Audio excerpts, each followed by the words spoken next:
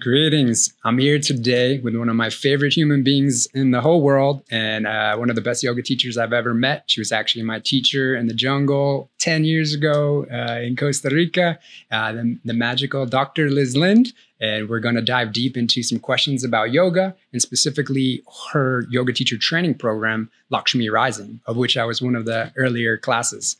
Liz has taught all over the world, hosted retreats globally as well. And today we're just going to get a lot more information so we can understand how might this training transform our lives and what we might expect as we move through it. So if you want to know more about traveling around the world and taking magical yoga teacher trainings, this episode's for you. Let's get into it. So Liz, how long have you actually been teaching yoga and how has the process evolved over that length of time? I've been teaching yoga for a very long time. I started teaching yoga before even I was certified. I started teaching in How dare you? 1999. Yes, Woo! and I just jumped right in. I started teaching in a mental health facility with people who were like in a group home, not really functioning. So it was quite an experience. It prepared me. You went deep fast. Yep, I jumped right in. And so I started teaching in 1999. I did my first yoga teacher training in 2000 at the Omega Institute with Don and Amba Stapleton, and they were great. It was called interdisciplinary yoga. Don was a Kripalu monk. And Amba was an Ashtangi. So it was this really cool synthesis of a very physical kind of practice through the Ashtanga lineage, a very mindful and body positive approach from the Kripalu lineage. And there was also a lot of healing modalities woven into it, like Feldenkrais technique and Alexander technique, and much more of a experiential, like feel it in your body rather than performance perspective. And so that was really, something that I still carry through into my practice and teaching.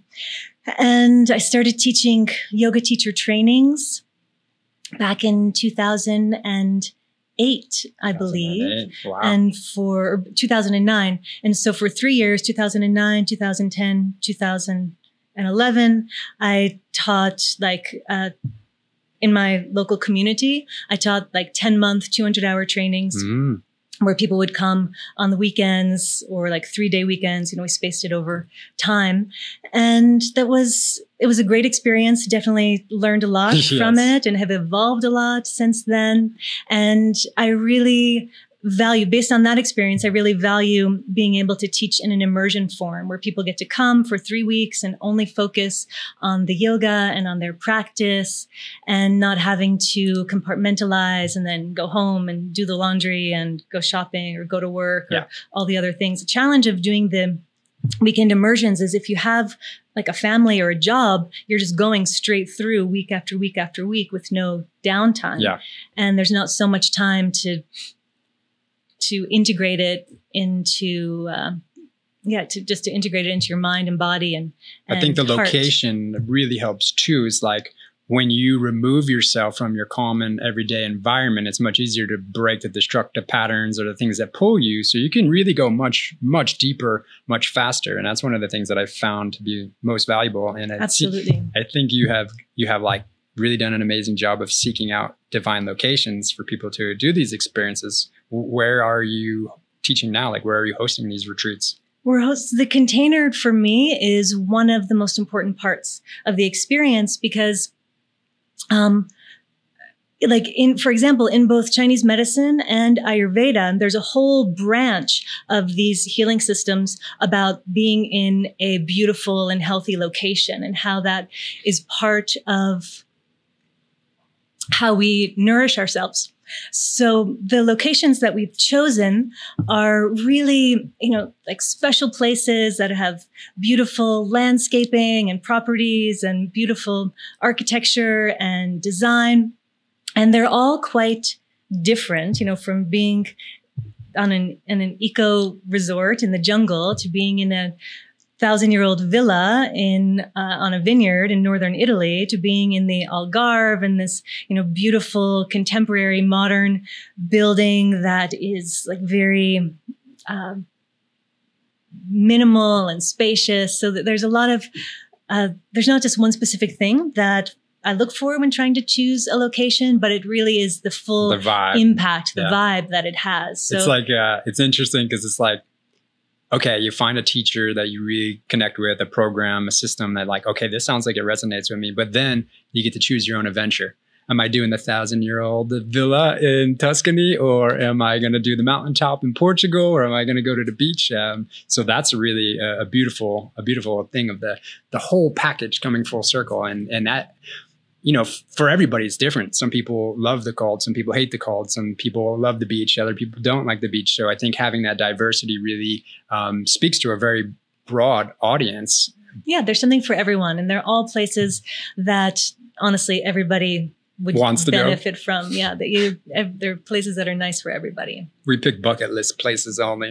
I think that's pretty much the essence of it. You mentioned Chinese medicine, which was something I wanted to ask. I know you have a background in that. And does it predate even your yoga, or how does that even? No, simultaneously. Okay. So I've been teaching yoga continuously since 1999. That's been kind of the main thread of continuity through my whole life.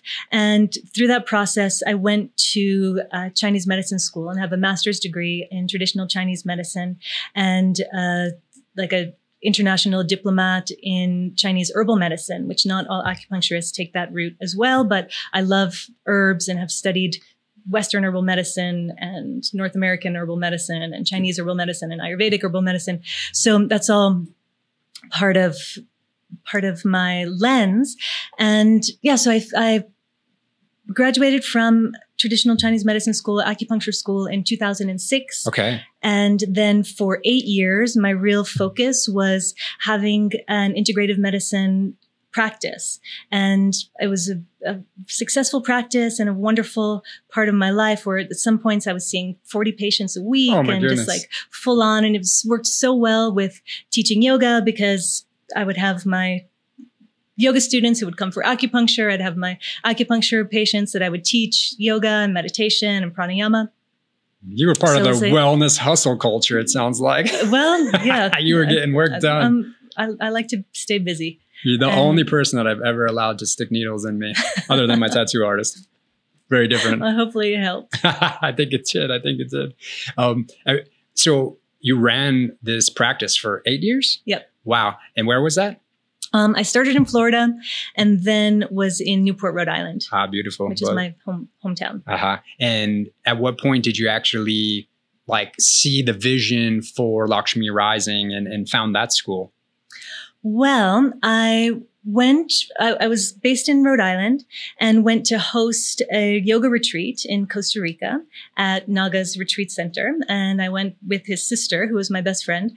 And I met Naga at the base camp. He was gathering our luggage to bring us up into the jungle. And we had a little spark and had a romance and then fell in love. And for almost a year, went back and forth between Rhode Island and Costa Rica, which was difficult and depleting in many ways to go between those two places and try to keep everything going. And so decided to move to Costa Rica, run a retreat center and build a yoga school. So cool. And, in that time, correct me if I'm wrong, but over 1,000 students have passed through, and even more if you can count regular retreats, probably double, triple that. Yeah, maybe not. So counting retreats, I mean, well over 1,000 people through the yoga teacher training school. Incredible. So for sure. And from about 50 different countries, people from all over the world. It's just been amazing to be exposed to that kind of diversity, the world coming together in these little groups and people who wouldn't really meet outside of that one moment. It's really cool.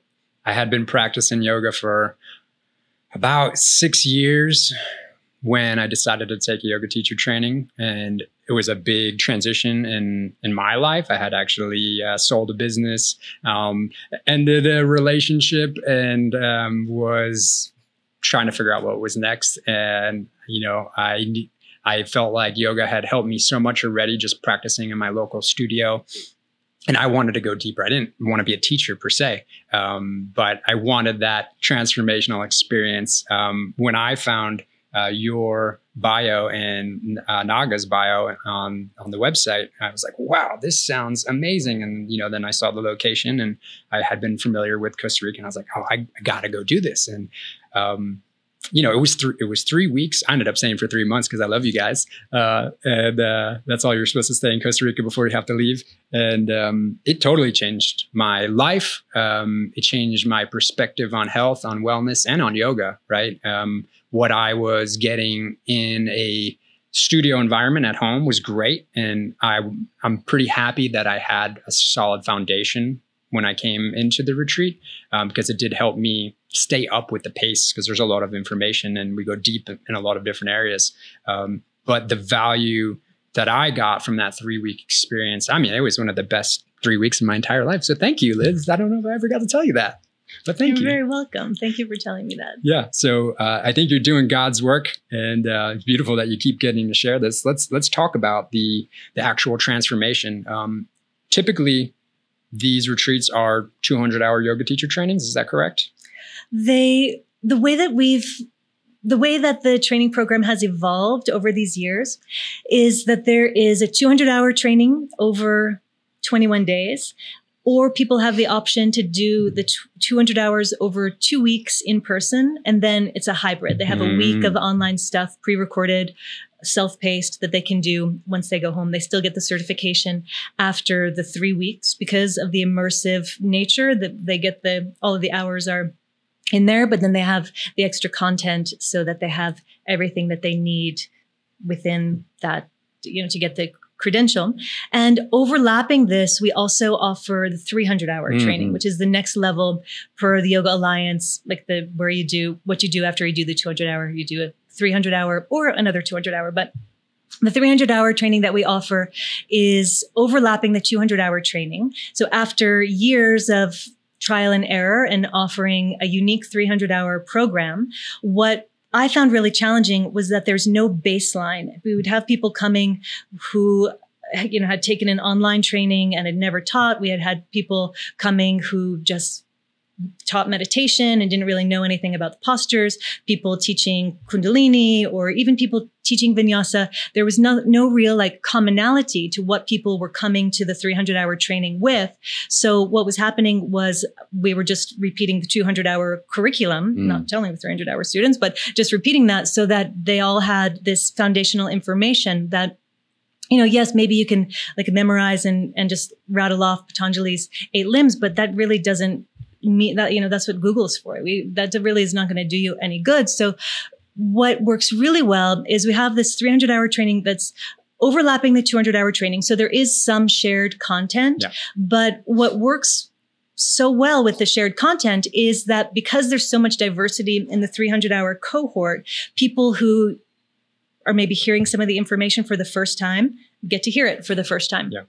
People who have heard it or who have read it or have worked with the information before, because it's a small group setting, I'm able to work with them to say, okay, why don't you take it to this level and see what you think of it from this perspective? Or why don't you talk about this in front of the group? Or why don't you take the role of mentorship and help these other people understand it? So it's a way that the 300-hour students can synthesize and understand the information with more depth, because it's not really necessary in yoga to just go surface level and wide and all over the place. It's much more beneficial to work with the information and go deep with the information. And maybe I should start over again. So.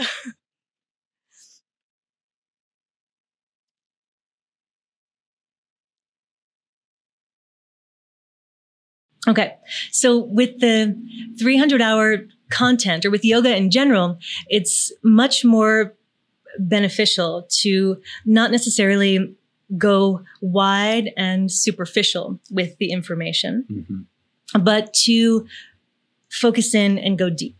And so people have the chance to do that rather than just hearing about some of these esoteric concepts one time and then not knowing what to do with them or not understanding how to apply them to real life. We're able to take more practical concepts and go deep with them and really use them for alchemy, use them for personal development and self-study, and really using these concepts not only to become better teachers, but also how to, really use them in life and in the world, and how to bring yoga to life. So with the 300-hour students, we can go deeper with some of these concepts, but I'm able to meet people wherever they are so that they can get just the right amount of whatever it is that they need so that they can develop as a teacher and a person.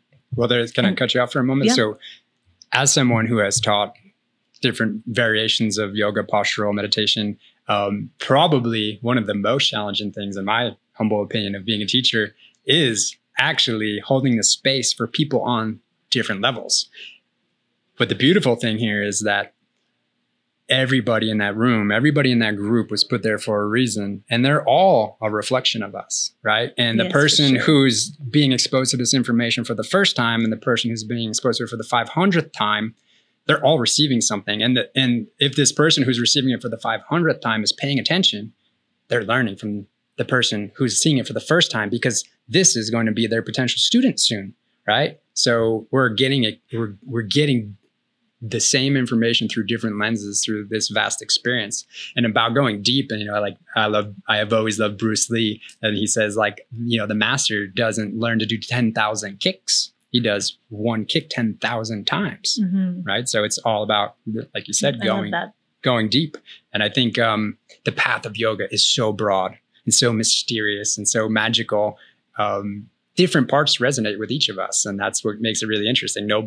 Not everybody's teaching the same thing. It's almost impossible. And you come at it with this depth of knowledge in Chinese medicine and experience from helping people, and literally, having real hard physical, mental life problems, to people who are now helping those people. And that's been your evolution over almost 2 decades of, more than 2 decades, 2.5 decades, almost 3, going on 3 decades, Liz. I know, the 90s were a long time ago now. The 90s were a long time ago. Goodness gracious.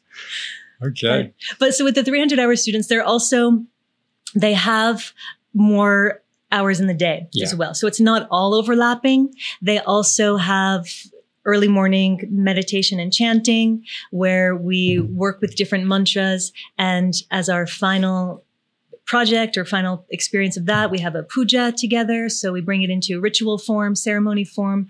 And then we also have afternoon sessions that are unique to the 300-hour students, where we go into topics like trauma-informed yoga, hosting retreats and workshops, working one-on-one, how to really do a personalized yoga session, deeper concepts in anatomy and so they can philosophy. Apply this. They can apply this in the real world, ideally. Yeah, and have special skills that will give them more opportunities to teach and also to practice. So they can do it at their own desk or with their elderly parent or grandparent. One of my favorite concepts in the learning space that doesn't get talked about that much is rate of application, right? The ROA instead of the ROI. And, how quickly can the content that you receive be applied to your real life? Like, there's so much value in something that you can literally take and use on yourself, on your own practice, on your own day-to-day, or with your students, or, bringing to the mat, bringing to the world. And I think that,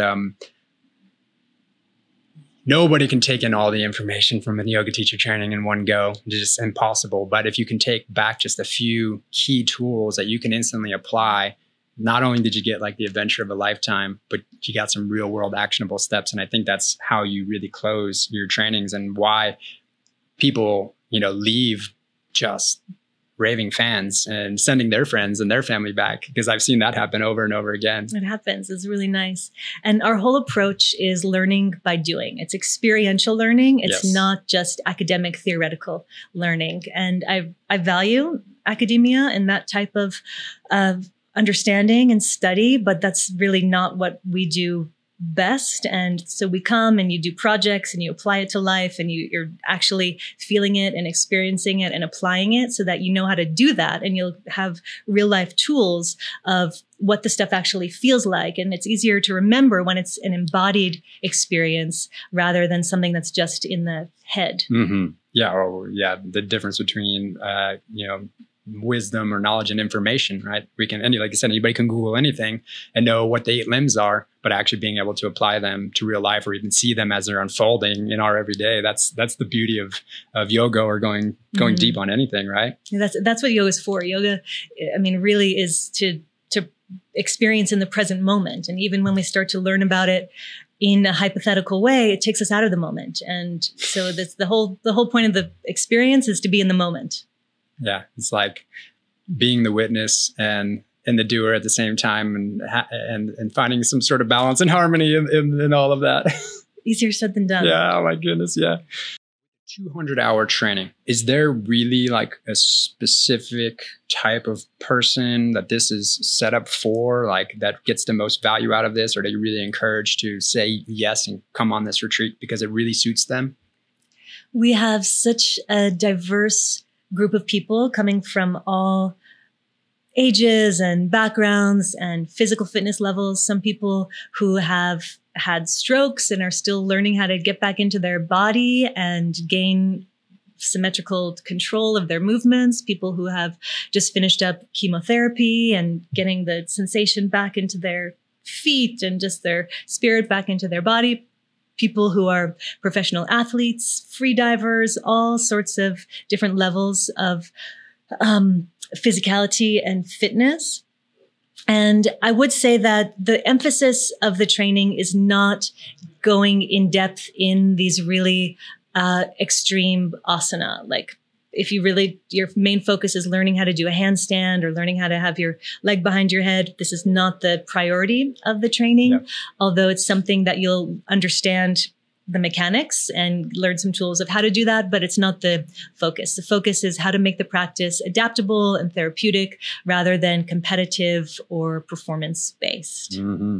And it almost seems like the commonality between people is typically they're in some sort of unique life transformation, and they get called for, to this place and this space and this group to, help us in that evolution. It's really beautiful. And in my class, again, there was like 20 of us, and we had one who just left high school and was going into her first year of college. I think we had a grandma. We had a lady who, she's in our 3rd class. She said, I'm going to be honest with you guys all, I'd never taken a class in my life. And then we had people who had been teaching for years. And it was really a wide diversity of people. And I felt like there was little to no judgment. And almost the beauty of being with a bunch of strangers in the jungle is we don't have any of these preconceived notions or relationships or expectations of anybody. And we are all going there with a supportive, open mind. And that is, in essence, the container. And into speaking of what I said is the most difficult thing as a teacher is to hold space for such a diverse group. The fact that you can do that for somebody who had a stroke and side by side with a professional athlete is amazing. It's truly amazing. That takes tons of experience and knowledge and wisdom to be able to hold space for that group. So thank you for doing your work. Oh, my pleasure.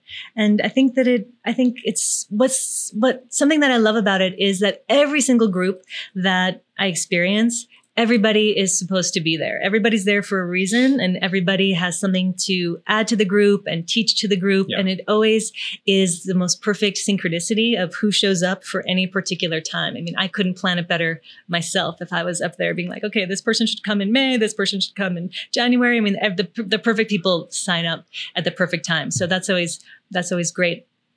And because they're small groups, it's really nice that there's no like, okay, these are the cool kids. These are the people that aren't so interested in being social. Everybody's supportive and everybody's in the group together. And often, I mean, there's one WhatsApp group from a training back in 2019, and the people are still like meeting up in London and still, active in the group. So there's relationships that that withstand time and distance. It's really cool. I've met up with at least a half a dozen people from my class, because particularly when I was living in the Northeast, people would always pass through New York, and if they did, we'd go hang out. I got to see Krishna Das with a bunch of people from the trainings. Like, I love that. I sometimes get FOMO. I'm like, I wish I was there. But it's really great. I want to understand slightly more clearly the 200, 300, the stacking. How does that work in like the world of Yoga Alliance? Does that give you a 200? Does that give you a 300? Does that give you a 500? What does that even mean? How does that work? Well, the people who are there for the 200-hour training, they'd get the 200-hour training. Okay. The people who come for the 300-hour training have to have had a prior 200-hour training. Gotcha. So they have to have. It doesn't matter if they've taught before. Mm-hmm. Some people have taken their 200-hour training online. Some people have taken it in person. I had one student last summer who had been teaching longer than I had. He had been teaching since the early 90s, Shivananda Yoga, and finally wanted to teach his own yoga teacher training. So came to get the 300-hour training, and it was great. He was wonderful. It was so nice to have him there, and he really learned a lot because it was stuff that he didn't know. It's a new lens, yeah. New information. Oh. And at the same time, he knew things that I didn't know. So it was great in that way. So to get You don't know everything about yoga? I certainly do not know everything about yoga, not even close. But I'm still studying, and that's what's fun about it. The best teachers are the ones who never stop studying, right? Yeah, I agree. And so to come for the 300-hour training, you have to have a prior 200-hour training. You get the additional 300 hours, and you leave with a 500-hour credential from the Yoga Alliance. Got you. Okay, perfect. That makes it very clear and simple, because I think that's a big confusion point in the whole industry. Like, 200, another 200, a 100, a 300, but there's really a 200 and a 500, which is the accumulation of a 200 and a 300. That's right. If you want to make it oversimplified. That's right. And that being said, though, I wouldn't just take trainings to get a 200-hour certification or a 500-hour certification. There's some fantastic trainings that are not affiliated with Yoga Alliance. There's some fantastic trainings that are 50 hours or that aren't even considered yoga teacher trainings. And that's one challenge that I see. Some people are just chasing a certificate rather than trying to enrich their lives and deepen their practice. So my advice would be, don't just try to get another certificate, but study something that's actually interesting for you and that's going to help you get to where you want to go.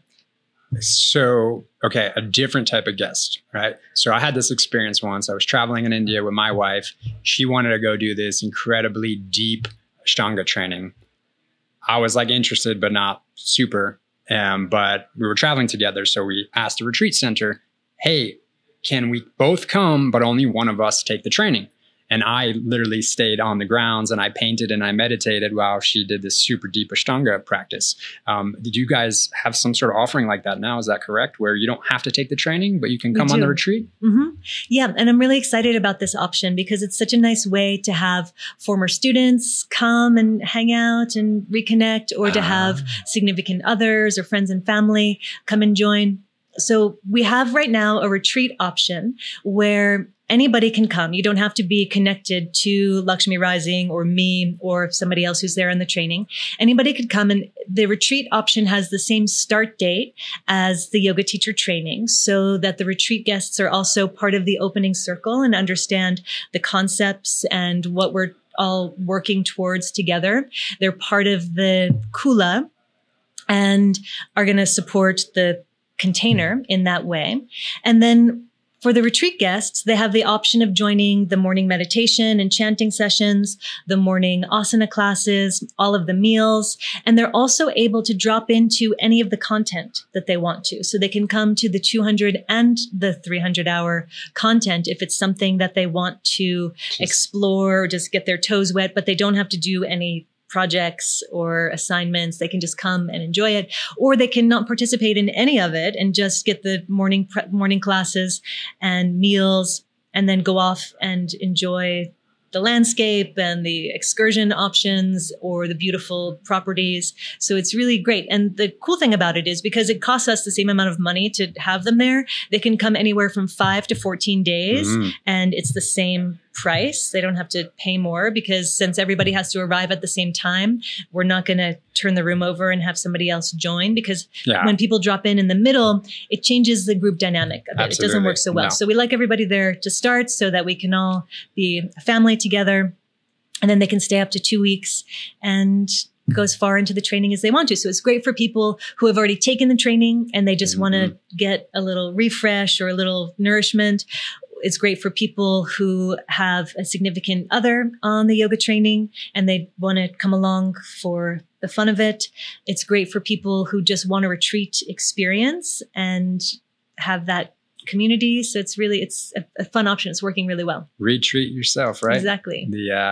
A very beautiful, non-threatening way to get people exposed to the experience and the information if they so choose. So I think it's nice, particularly if you're a couple and one is not, practicing yoga or, trying to go deep with it, but then you can still be exposed to some of that information. Sometimes it pulls you in, like, oh, wait, that's interesting. I didn't know that was yoga. Right? Yeah, totally. Okay, cool. That's a really, I'd say a value add, and broadens your horizons as to who can actually attend. Yeah. And with the retreat, there's other fun activities that are part of the training. We do mala making, we have a cacao ceremony. So there's some kind of unique, fun activities that aren't maybe not so deep, that people can still just drop in and enjoy. Okay. There's so many different options for training nowadays, right? You can do the studio in your local town. You can do 100,000 online different places, or you can do these retreat experiences. What would you say is what's the real value of going on the retreat experience as opposed to doing, any of the other options? From my perspective, going on an immersive experience is really priceless, because you get to be in community around people who are having a shared experience, and you have that in-person human kinesthetic support, and everything is there for you. It's non-compartmentalized. So I even don't even like to look at it as, okay, this is a 200-hour thing. This is happening all the time throughout the day, from the moment you awaken, even while you're sleeping, it's still happening. The transformation is still happening. And when you're in this cocoon, the nervous system is able to regulate. And this is where the mind is able to learn in a more effective way. This is where we're able to process emotions and experiences so that we can take this information and really apply it in an informed way, because we're fully present and we're healthy, because we get to relax and we get fed and we get proper sleep. We're not cooking, cleaning, doing the dishes, chasing the kids, just shuffling them off to school, and doing the 8 million things that everyday life. It forces us to pause. Yeah. And everyone else is having the same experience. So we don't have to, how was your day? Well, let me tell you what happened today, where a lot of the experiences that happen on a yoga training are really beyond words. I mean, they're so personal and they're so internal and spiritual that it's not so easy to explain it to your partner or best friend or roommate. Oh, guess what I did today? Well, I don't know how to put that into words to someone who is in the office all day, or the trees started talking to me, but they weren't using real words. Okay. Yeah. So an immersive experience, I think, is something everybody should do. It's a real luxury. And if you're able to find the time to invest in yourself in that way, it's something that will keep feeding you just through your health and well-being for the rest of your life. What is the one thing that you hope that every student that completes a Lakshmi Rising teacher training or even just retreat, what is it that you hope they take away with them? My hope for everybody who comes through the Lakshmi Rising experience is for them to leave with a deeper and more authentic connection to themselves. Aho. Beautiful. And I'm living proof that happened. So you got at least one of your 1,000+ students who can vouch for that. Many, many more. I know. Okay. So finally, how can people learn more, how can they sign up? How can they know what retreats you got going on where in the world? Like, where do we get the details about this magic of Lakshmi Rising? To learn more about Lakshmi Rising, we have a beautiful website, lakshmirising.com, and that has all the information about our trainings and programs and ways to connect. You can book a call with me, and I love doing these discovery calls. It's nice to meet people ahead of time and to alleviate any doubts and answer questions that people have. And we also have a good Instagram, Lakshmi Rising, where there is a lot of real-time footage of trainings and experiences as they come up. So that's how they can stay connected. Beautiful. So lakshmirising.com. And is it Lakshmi Rising on Instagram? Yep. Lakshmi Rising. Lakshmi Rising on Instagram. Well, thank you for joining me today. Thank you for letting me ask these questions. I've been eager to know for a decade now. And keep doing the work that you were put on this earth to do. It's an inspiration to see you work your magic. And I thank you for all you've done for me, my friends, and my family. Love you, Liz. Thank you, Brian.